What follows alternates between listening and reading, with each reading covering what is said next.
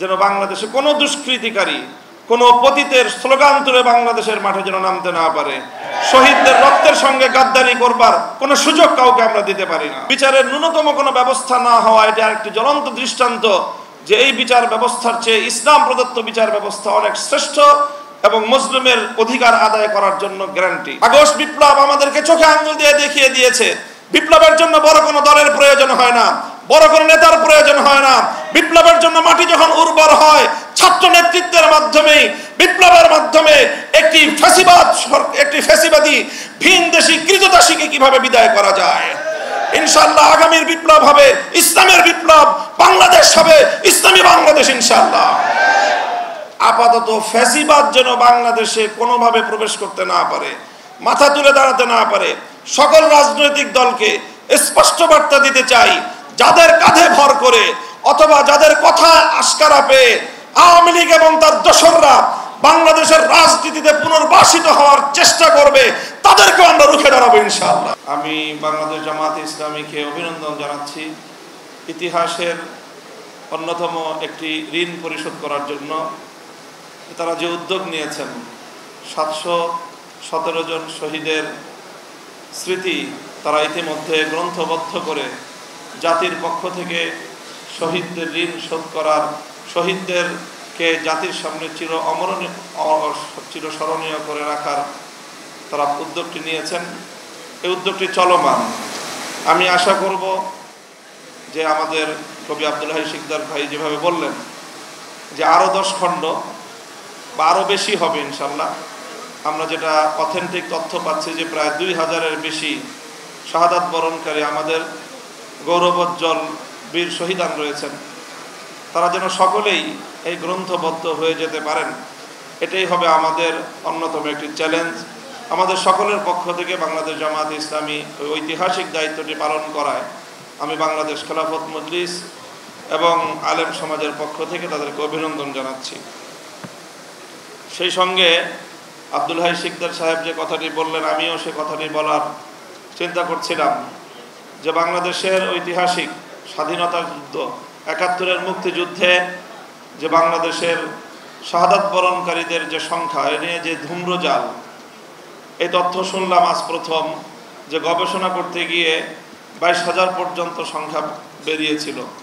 22,000 হোক যাই হোক, তো একজন ব্যক্তির একটি আবেগ মাখা বা একটি মিথ্যা বক্তব্যকে ধামাচাপা দেওয়ার জন্যে 22,000 বীর শহীদানদের পরিচয়কে গোপন করে রাখা একটি জাতীয় অপরাধ। এই জাতিকে কলঙ্কমুক্ত করার জন্য একটি উদ্যোগ হওয়া উচিত। আজকের এই উপলক্ষে আমি বাংলাদেশকে বলবো, শুধু বাংলাদেশ সরকারকে নয়, গোটা বাংলাদেশকে বলবো, বাংলাদেশের 71-এর মুক্তিযুদ্ধের সকল বীর শহীদানদের একটি তালিকা প্রণীত হওয়া উচিত। এখানে মুক্তিযুদ্ধের ভাতা নিয়ে কাড়াকাড়ি হয়, কিন্তু মুক্তিযুদ্ধের শহীদদের স্মৃতি সংরক্ষণ করার কোনো আয়োজন নেই। এর চেয়ে জাতি হিসাবে আমাদের জন্য কলঙ্কের আর কি থাকতে পারে। আজকে 5ই আগস্ট বিপ্লবের 6 মাস পূর্তি হচ্ছে। এই উপলক্ষে নাকি পলায়ত নেত্রী তিনি বক্তব্য দিবেন। তিনি মাঝে মাঝে বক্তব্য দিতে গিয়ে বলেন যে আমার কি অপরাধ, উনি খুঁজে পান না ওনার কি অপরাধ। আমরা জানি কোরআন থেকে যে আল্লাহ পাক রব্বুল আলামিন যখন ইবলিসকে বিতাড়িত করেছিলেন, তো ইবলিস আল্লাহ পাক রব্বুল আলামিনের সামনে দাঁড়িয়ে সে কথাই বলেছিল, আমার কি অপরাধ, আমি আদমকে কেন সেজদা করব। তো কাজে আদমকে সেজদা না করার কারণে সে বিতাড়িত হয়ে সে তার অপরাধ খুঁজে পায়নি। আপনি বাংলার 2000 দামাল সন্তানকে প্রকাশ্য নির্দেশে হত্যা করলেন, এরপরও আপনি আপনার অপরাধ খুঁজে পান না। এর চেয়ে জঘন্য অপরাধ আর কি হতে পারে। কাজে এই জন্য যদি আজকে বক্তব্য দেয়নি, তাহলে আমি আশা করব এবং আহ্বান জানাবো এমন একটা বক্তব্য দিবেন যে আপনি মাস্টার মাইন্ড হিসাবে কাকে কাকে হত্যাকাণ্ডের নির্দেশ দিয়েছিলেন, এই জুলাই আগস্ট হত্যাকাণ্ডের সকল সংশ্লিষ্ট অপরাধীদের তালিকা স্বীকারোক্তিমূলক একটি বক্তব্য আপনি দিবেন এবং সেই বক্তব্যের সূত্র ধরে আপনাদের এই 164 জাতির সামনে আপনারা করবেন। সেই স্বীকারোক্তির ভিত্তিতে আগামী দিনে বিচারের কাঠগড়ায় দাঁড় করিয়ে আপনাদের বিচার করা হবে।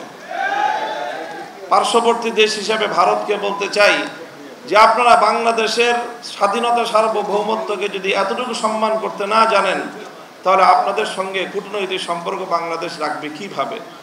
যে আপনারা বাংলাদেশের একটি ওয়ারেন্টভুক্ত আসামিকে আপনার কোলে বসিয়ে জাতির বিরুদ্ধে, শহীদদের বিরুদ্ধে আবার নতুন করে বিশুদ্ধার করবার জন্য প্ল্যাটফর্ম তৈরি করে দিবে, আর বাংলাদেশের মানুষের সঙ্গে আপনার প্রীতের সম্পর্ক থাকবে, এই ধরনের গাঁজাখড়ি কূটনৈতিক চিন্তা করা ঠিক নয়।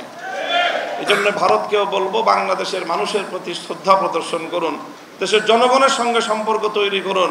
ওই পতিত আওয়ামী লীগ আর পতিত ফ্যাসিবাদের সঙ্গে সম্পর্ক রক্ষা করে বাংলাদেশের সঙ্গে আপনারা বন্ধুত্ব রক্ষা করতে পারবেন না।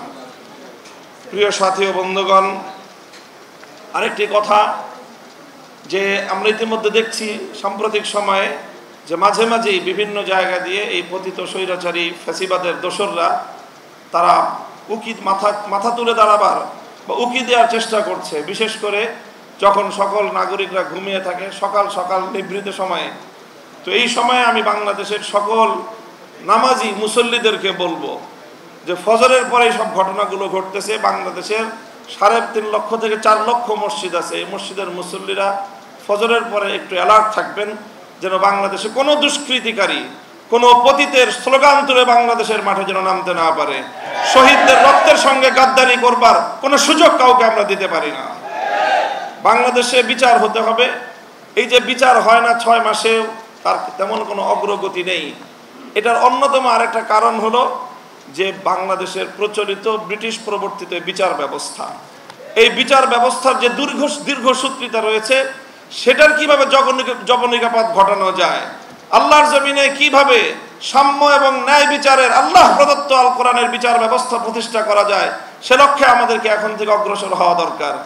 আজকে এই ফ্যাসিবাদের 6 মাসের মধ্যেও বিচারের ন্যূনতম কোনো ব্যবস্থা না হওয়া, এটা আরেকটি জ্বলন্ত দৃষ্টান্ত যে এই বিচার ব্যবস্থার চেয়ে ইসলাম প্রদত্ত বিচার ব্যবস্থা অনেক শ্রেষ্ঠ এবং মুসলিমের অধিকার আদায় করার জন্য গ্যারান্টি।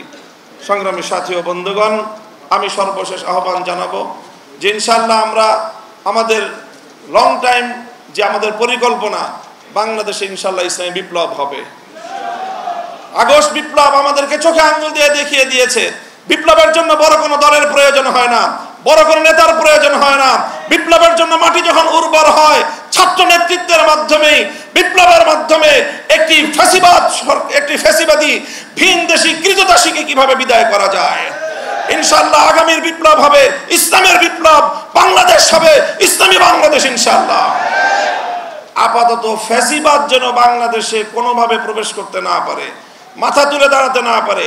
সকল রাজনৈতিক দলকে স্পষ্ট বার্তা দিতে চাই, যাদের কাঁধে ভর করে অথবা যাদের কথা আশকারা পেয়ে আওয়ামী লীগ এবং তার দোসররা বাংলাদেশের রাজনীতিতে পুনর্বাসিত হওয়ার চেষ্টা করবে, তাদেরকে আমরা রুখে দাঁড়াবো ইনশাআল্লাহ।